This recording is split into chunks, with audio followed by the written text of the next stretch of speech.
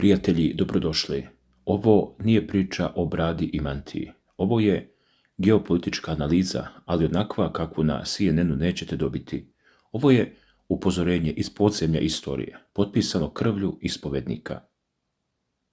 I dok je svetska štampa gurala priče o ekonomskim pokazateljima i novim zakonima, jedna vest iz Moskve prošla je kao tihi krik u noći. RIA Novosti objavila je nešto što menja pravila igre.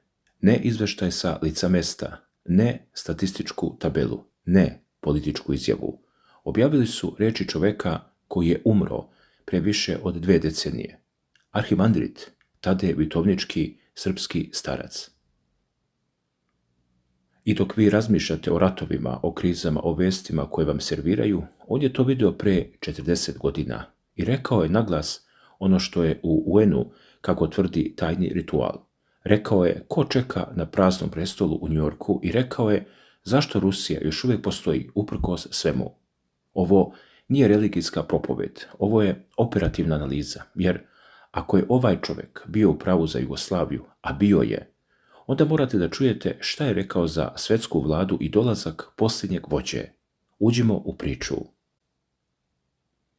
Tomislav koji nije smeo da diše. Rođen je u leto 1914. godine u selu Vitovnica. Dok su se topovi praskali na frontovima Prvog svjetskog rata, u jednoj kolibi rodilo se dete koje nije plakalo. Lekari su rekli roditeljima nema nade. Beba je toliko slaba da su majka i otac požurili da ga krste. To je bio očajnički potez. Krštenje kao posljednja nada. I tek kada je sveta voda pala na čelo, prema istorijskim zapisima, tek tada je otvorio oči, zaplakao je. Prosto neverovatno. Tog trenutka niko nije znao da su upravo krstili čoveka koji će decenijama kasnije vidjeti budućnost do posljednjeg šava. Samo su znali da im je sin, kršteni ratnik. Detinjstvo mu je bilo obojeno jednom željom. Nije želeo ništa od ovog sveta. Želeo je da služi Bogu, jer on stoji iznad svih, govorio je kasnije arhimandrit Tadej. Sa 18 godina mladić Tomislav je donio čvrstu odluku, ide u manastir, ali nije sve išlo po planu. Lekari su mu rekli nešto užasno, tuberkuloza. Prognoza je bila kao egzekucija, 4 godine, možda, ako se dobro ponaša, maksimum do kraja života, ali Tomislav je u toj, da kažemo, smrtnoj presudi video poziv. Odlučio sam da ne živim za ovaj svet, već da svoje kratke dane posvetim Gospodu. Tako je objašnjavao svoj izbor. Ljudi obično kada čuju da će umreti, požure da uživaju. On je požurio da se zavetuje. Prvi manastir u koji je pokucao odbio ga je. Rekli su mu, još si mlad. Prerano je, ovo je bio udarac, ali tada se desio susret koji je promenio sve. Slučajan susret, kako se to obično kaže, iako slučajnosti u ovakvim pričama ne postoje, ruski monah. Sreo je tog čoveka i rekao mu je jednostavno, idi u Milkovo, tamo ćeš naći ono šta tvoja duša traži. Tomislav je poslušao i kada je kročio u manastir Milkovo, shvatio je zašto. Tamo su bili oni, valamski podvižnici, Rusi koji su pobjegli nakon Oktobarske revolucije, ljudi koji su vidjeli kako sistem diže ruku na Boga i koji su izabrali izgnanstvo pre nego odricanje. Iguman tog manastira bio je učenik samog Ambrozija Optinskog, jednog od najvećih svetitelja Ruske pravoslavne crkve. Tomislav se zaronio u rusku duhovnu tradiciju, naučio jezik, sprijateljio se sa budućim svetim Jovanom Šangajskim i konačno 1935. godine položio je monaške zavete, uzeo ime Tadej. Onda je došao rat. Drugi svjetski rat zatekao ga je u Beogradu. 1943. godine vlasti su ga uhapsile. Nije bio politički borac, ali to nije bilo važno. Osuđen je na smrt. Viseći između života i smrti u zatvorskoj ćeliji, Tadej je imao iskustvo koje ne može da opiše neko koga nije prošao. Kako je sam kasnije govorio, ukazao mu se anđeo i pokazao mu put. Usledila su lutanja po zatvorima, ali monah je sve preživeo. Tuberkuloza, koja je trebalo da ga ubije kao dečaka, nije ga dotakla. Rat, koji je pokosio milione, nije ga dodirnuo. Osuđen na smrt, hodao je među živima. 70. i 80. godina otac Tadej je živio u manastiru Tuman. Tamo je služio kao duhovni vođa sestrinstva. I tada je počelo ono što su ljudi počeli da primećuju. Gomile hodočasnika iz celog Balkana hrlile su u njegovu ćeliju. Nije bio blagoslov sa diplomom, bio je starac koji je mogao cijelu noć da razgovara sa ljudima, a ujutru svež da ode u crkvu. Njegovo telo nije znalo za odmor. Kada se molimo za druge, preuzimamo deo njihove patnje, objašnjavaju svoj tempo. Međutim, taj stahanovski režim ostavio je posljedice. 90. godina srce nije moglo više. Doživio je srčani udar, ipak nastavio je. Kako je monah video raspad države? Oni koji su dolazili kod njega nisu tražili samo utehu, tražili su odgovore i starac ih je davao. Kada su vlasti i mediji u Beogradu verovali u čvrstu Jugoslaviju, arhimandrit Tadej je vidio nešto sasvim drugo. Prorekao je raspad Jugoslavije. Pre nego što se to desilo, vidjelo se to tek kasnije, kada su tenkovi krenuli. Prorekao je odvajanje Kosova. Govorio je da će Srbija proći kroz velike patnje, ali nije rekao da će nestati. Rekao je, citiram, oslobodit će se i dodao, sa zapada će doći opet. Ljudi, ovo nije bila magija. Tada je objašnjavao mehanizam. Život ovdje na zemlji je neprestana fizička i umna borba, govorio je. Rat nastaje prvo u mislima, a kada ne izdržimo misaoni rat, onda svršavamo račune jedan sa drugim. Ispričao jednu priču o devojčici. Roditelji su je doveli kod njega. Dete reklo, ja volim svog tatu i mamu, ali ne znam zašto mi stalno u glavu dolaze misli da im se suprotstavim. Starac je tada rekao, vidite šta tvore duhovi pod nebom. Ponavljaju reči apostola Pavla kao svoj pečat. Naša misaona borba nije protiv krvi i mesa, nego protiv duhova podnebeskih. Ovo je ključno, ljudi, za razumevanje svega ostalog. Tadej nije video politiku kao igru interesa, video politiku kao vidljivi deo nevidljivog sukoba. A sada dolazimo do glavnog dela, do onoga zbog čega je RIA Novosti ovo objavila, a što svetski mediji iz nekog razloga zaobilaze. Dakle, arhimandrit Tadej je u svojim duhovnim poukama zapisao nešto što je, kako kaže, saznao i što ga je krajnje iznenadilo. Rekao je, bio sam krajnje iznenađen kada sam saznao da Ujedinjene nacije zapravo služe satani. Znači, oni se mole satani. Postoji poseban ritual, tvrdi Tadej. Ljudi, ponovit ću ove reči još jednom Tadeja jer je teško ostvariti. Starac tvrdi da tajna svetska organizacija teži da ujedini ceo svijet pod vlašću jednog vladara. Potajno se razrađuju planovi za uspostavljanje novog svjetskog poretka, upozoravaju je. I tu ide najjezivi detalj. Tadej je pričao o stolici predsjedavajućeg u UN-u. I pre rata u Ženevi i posle rata u Americi nisu birali predsjednika, samo sekretara. Mesto predsjednika je slobodno. On će biti prvi i posljednji. On će biti izabran kada dođe vreme za gospodara celog sveta. Prosto neverovatno. Dalje, prema rečima arhimandrita, postoji poseban razlog zašto se proganja pravoslavlje. Pravoslavni, smirene i krotke duše neprestano mole Boga da spriječi zlo. Zato se pravoslavlje progoni, a mi toga nismo svesni. Satana se, kako objašnjavao starac, žali da ne može da ostvari ovaj plan. Ima moć da utiče na ujedinjenje sveta, ali žali se da mu pravoslavni smetaju.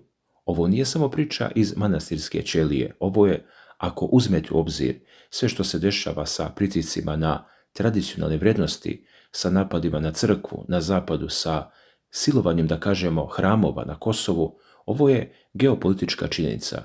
Jedni tvrde da je reč o teorijama zavere. Ono što je sigurno, pritisak na pravoslavlje nikada nije bio jači nego posljednjih decenija. A najstrašniji deo proročanstva tiče se dolaska posljednjeg vladara, pa da vidimo. Arhimandrit Tadej citirao je drevna proročanstva kada je govorio: Antihrist će se roditi u jevrejskom narodu neprirodnim putem, od jedne devojke, tvrdio je. Ali ono što slijedi je još važnije za prepoznavanje. Kaže, on će biti dirljiv, kao jagnje, i mnoge će privući k sebi još prije nego što dođe do vlasti. Starac je upozoravao, njegova slika će biti svima prikazana, ali ga neće odmah prepoznati. Previše će biti, kaže, šarmantan, pričat će o miru, govorit će o jedinstvu i svi će ga voleti, a tek kada dođe na vlast vidjet će se ko je on. Ovo je, kako tvrdi Tadej, razlog zašto je mjesto predsjedavajućeg UN-u upražnjeno. To čeka njega, kaže. U svim tim propovedima o krahu i padu postoji jedna svetla tačka, jedna nada, i to se zove Rusija, Ruska federacija. Arhimandrit Tadej nije video Rusiju kao državu u klasičnom smislu, video je nosioca nečega mnogo većeg. Rusko pravoslavlje postalo je dublje, u njemu ima više unutrašnjeg nego spoljašnjeg. Danas je ruska pobožnost, istinitija pobožnost nego prije svih progona. I evo što kaže o budućnosti. Na Rusiji počiva velika misija, postaće lokomotiva svih zemalja koji su izabrali služenje dobru, miru i napretku. One će se sjediniti u jednu celinu, a na čelu će stati ruski pravoslavni car.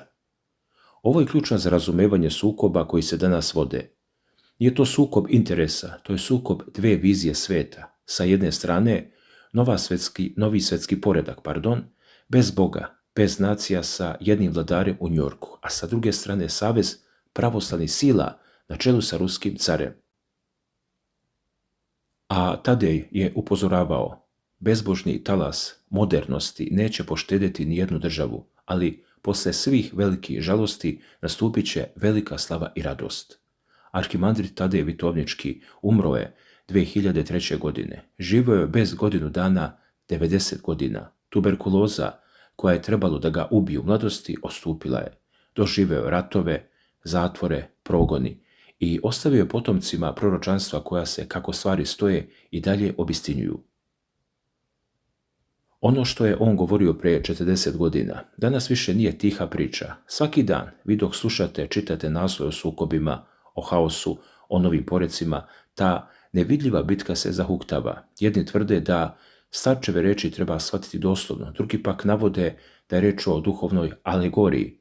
Ono što je sigurno, stari poredak se ruši pred našim očima i što se više budete pitali ko će sedeti na toj stolici u Njujorku, više ćete shvatiti zašto je jedan srpski monah na samrti upozoravao svet na ono što dolazi. Rusija i Srbija, dve krvlju povezane zemlje, našle su se na istoj strani istorijskog fronta, ne zato što su tako odabrale, kako tvrdi Tadej, nego zato što su tako postavljene. Pravoslavni svijet je danas, možda više nego ikada pre, na udaru onih koji žele carstvo bez cara. Također, sveti Nikola Srpski, još jedan veliki duhovnik, objasnio je zašto je to tako. U borbi laži protiv istine, neutralnost je ravna prihvatanju strane zla. I kada danas gledate kako se svet deli na dva pola, pitanje nije da li ćete izabrati stranu, pitanje je da li ste već izabrali, a da toga niste ni svesni.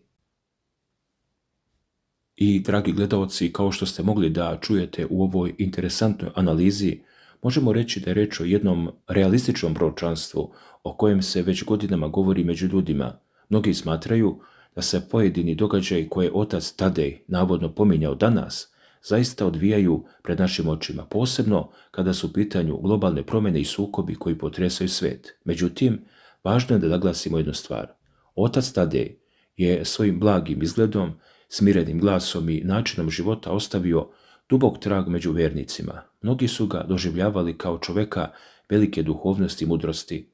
Upravo zbog toga njegove reči danas izazivaju veliko interesovanje, ne samo među Srbima, već i među pravoslavcima širom sveta. Njegova kazivanja i tumačenja često se prenose kroz različite izvore, a interesovanje za njih postoji i u ruskim medijima, kao što ste mogli da čujete tokom ove analize. Ipak moramo biti veoma oprezni. Ne možemo sa sigurnošću da tvrdimo da je sve što se danas prenosi zaista izgovorio otac Tadej. On je preminuo 2003. godine, a tokom godina pojavile se brojne interpretacije, prepričavanja i različite verzije njegovih navodnih proročanstava. Zbog toga je teško sa potpunom sigurnošću potvrditi autentičnost svake rečenice koja mu se pripisuje. Mi smo se trudili da ovu temu predstavimo što objektivnije i što verodostojnije, oslanjajući se na dostupne zapise i navode koji se najčešće pominju. Međutim, Živimo u vremenu kada internet vrlo često prenosi informacije bez dovoljno provjere, pa je nekada zaista teško razdvojiti ono što je autentično od onoga što je naknadno dodavano ili mijenjano. Zato je važno da ovu priču gledamo upravo onako kako i treba, kao na proročanstvo. Neko će u njemu pronaći određene podudarnosti sa današnjim događajima, neko će ga posmatrati sa rezervom, a neko ga uopšte neće prihvatiti. To je potpuno lična stvar i svako ima pravo na svoje mišljenje. Lično smatram da u pojedinim delovima postoji mnogo toga što se postiče na razmišljanje. Međutim, da li je baš sve izrečeno na način na koji se danas prenosi i da li je svaka reč zaista potekla od oca Tadeja? To ostaje pitanje na koje verovatno nikada nećemo dobiti potpuno siguran odgovor. A kada su u pitanju pozitivna predviđanja vezana za Srbiju, Rusiju i pravoslavni svet, mnogi se nadaju da će se ona stvoriti. Sa druge strane, delovi koji govore o teškim vremenima, velikim iskušenjima ili pojavama koje se u narodu često povezuju sa posljednjim vremenima, svakako izazivaju zabrinutost. Ipak, nadamo se da do takvih događaja nikada neće doći. Na kraju, odluka je na svakome od vas. Da li ćete verovati ovoj priči ili ne? To prepuštamo vama. Najvažnije je da sve posmatramo sa dozom opreza i da ne zaboravimo da se ovdje govori o navodnim proročanstvima, a ne o potvrđenim činjenicama. Dakle, hvala vam što ste pratili ovu analizu. Pišite u komentarima šta vi mislite o ovoj temi i da li ste ranije čuli za ova predviđanja. Želimo vam svako dobro, mnogo zdravlja, mira i sreće. Hvala vam na pažnji i veliki pozdrav, dragi gledaoci.